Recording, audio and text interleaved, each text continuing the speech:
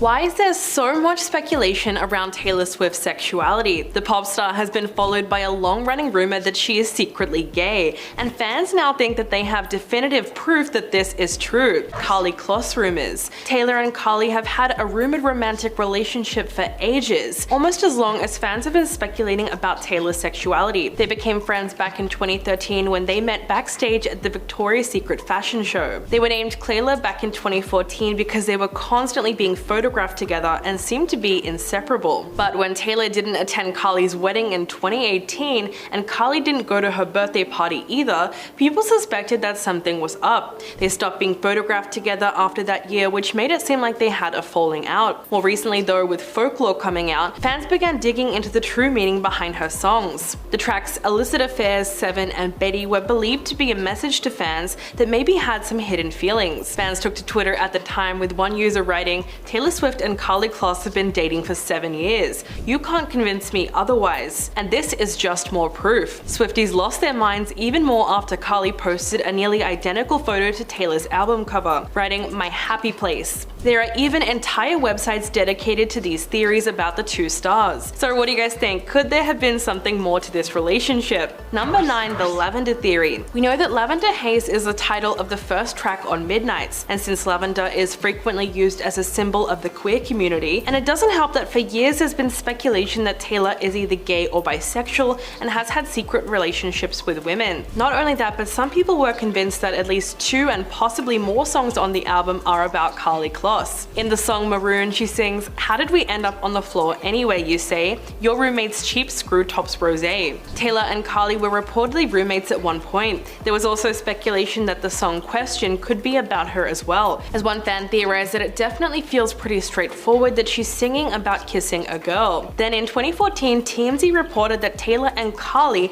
may or may not have kissed at a concert, although that was never fully confirmed. When speaking about the inspiration behind the song, she said, "When you're in the lavender haze, you'll do anything to stay there and not let people bring you down off of that cloud. I think that a lot of people have to deal with this now, not just like public figures, because we live in the era of social media, and if the world finds out you're in love with somebody, they're going to weigh in on it." Number 8, friendship with Diana Agron. These two met in the early 2010s while Diana was starring in Glee. They became fast friends and spent a large amount of time together. Diana was mentioned in Taylor's music, and she even threw her the occasional party. Eventually, the rumors about the nature of their relationship started circulating everywhere. Although this was just a fan-led theory, a lot of other people started to notice how close they were getting. At one point, Jimmy Kimmel even addressed the rumors, but they always insisted that they were just friends. This went on for a couple of years until they stopped spending so much time together, either because they just grew apart or because there was some kind of rift. Then when Taylor released the song Wonderland, their connection was a little harder to deny. The track features a ton of references to Alice in Wonderland, and Taylor uses the line "falling down the rabbit hole" as a metaphor for falling in love. At another point in the song, she sings, "Haven't you heard what becomes of curious minds? And too in love to think straight, we both went mad." What's really interesting is that Diana has a Wonderland quote tattooed on her ribcage, which has since been removed. So fans really held onto that as proof of their relationship. Number 7, Welcome to New York.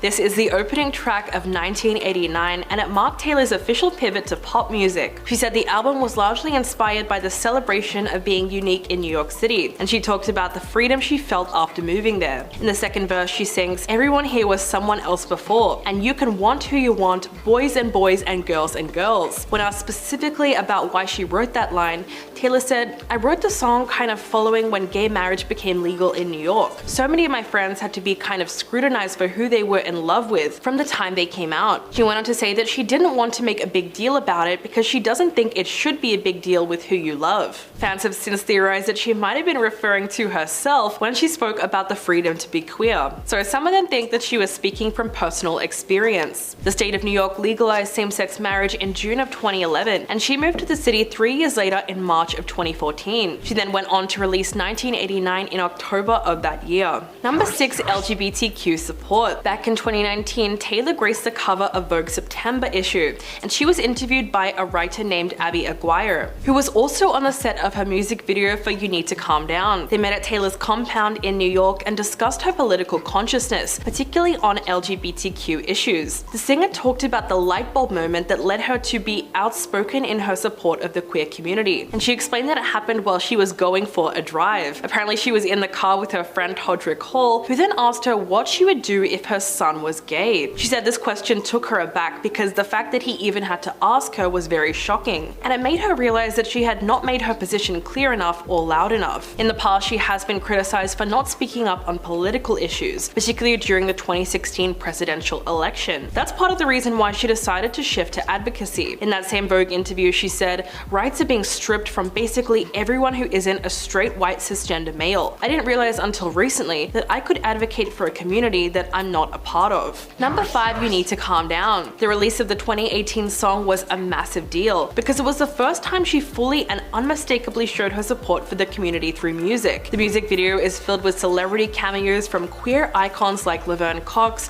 RuPaul, and Hayley Kiyoko. They were having a blast in a rainbow dream-like trailer park. The song takes an equality-first stance and criticizes homophobia. In the video, there are several anti-LGBTQ protesters carrying signs saying things like "being queer is a sin." At the beginning, Taylor is seen at home in a trailer which is decorated in bubblegum pink. There's a quick cut to a Cher quote from a 1996 interview, which is all about rejecting certain social norms and viewing men as a luxury and not a necessity. In the interview, Cher reflected on her mother's desire for her to settle down and marry a rich man. In response, she said, "Mom, I am a rich man." So in the song, Taylor is also referencing a prominent LGBTQ advocacy group when she says, "Why are you mad when you could be glad?" Number 4, Queer imagery. The music video for You Need to Calm Down also shows us a queer wedding between Jesse Tyler Ferguson and his real-life husband Justin Makita. The two of them got the chance to reenact their wedding kiss in the video, which gets officiated by Sierra. In another clip from the video, Ellen DeGeneres can be seen inside one of the trailers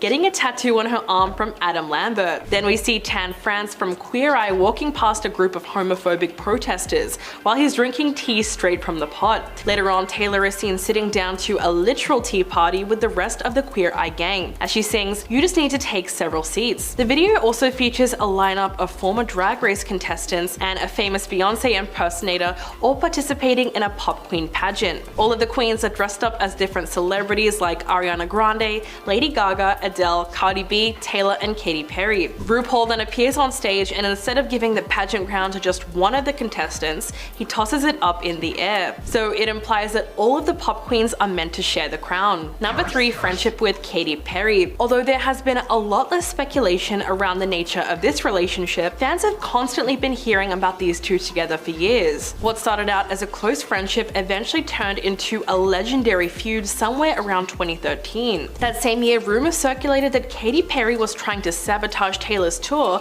by stealing some of her backup dancers. In September, Taylor gave an explosive interview calling her out. She said, "For years, I was never sure if we were friends or not. She would come up to me at award shows and say something and walk away, and I would think, are we friends, or did she just give me the harshest insult of my life?" She went on to say, "It wasn't even about a guy, it had to do with business. She basically tried to sabotage an entire arena tour, so now I have to avoid her. It's awkward and I don't like it." Then when Taylor released her song Bad Blood, the drama just kept escalating, but thankfully they were able to bury the hatchet somewhere around 2017 or 2018, and they've been on good terms ever since. In fact, Katy Perry made an appearance in the music video for You Need to Calm Down, and the rest was history. Number 2, Dress. During every show on the Reputation tour, Taylor dedicated the song Dress to Louis Fuller, who was a pioneer of modern dance and an openly queer woman in the early 1900s. According to Vogue, she lived with her girlfriend from 1905 until her death. But what's really interesting about Dress is that it's one of Taylor's most explicit songs. It's really about intimacy, so it's interesting that she represented that concept with a dress, which is a widely recognized symbol of femininity. In one of the lines, she sings,